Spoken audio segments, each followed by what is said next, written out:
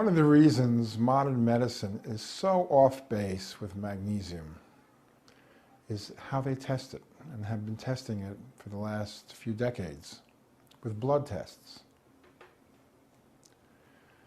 Blood tests do not yield very much information about magnesium. Why? Because the body controls the level of magnesium very rigidly.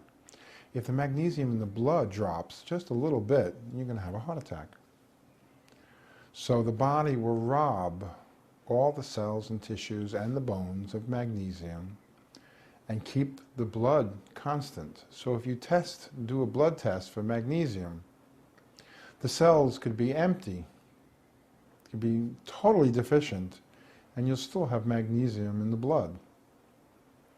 So blood tests are not the correct way of diagnosing. They're wasting their time, and they're basing their assumptions of medicine on something that's erroneous. They're not educating doctors to this reality. I had a very interesting experience a few weeks ago. My son's doctor, a homeopathic doctor, recommended he go to see a cardiologist. And I noticed that the doctor did not ask one question that would highlight or illuminate the possibility that whatever problem he was having could be from magnesium deficiency. He didn't conceptualize it, didn't ask a question, and then recommended a series of tests without checking out the most fundamental part. What I say to people is, if you're eating white rice, white bread, or white sugar in any kind of quantity, you don't need a test. You're guaranteed, at a higher state of probability than any test will yield, that you're magnesium deficient, and you need to supplement with magnesium. So a simple question to 95% of the population: how many people don't eat any white bread, any white rice, or any white sugar? These are the bulk foods today in the modern world. All of these people, everyone, are magnesium deficient. No test needed. What happens when you're a little bit magnesium deficient?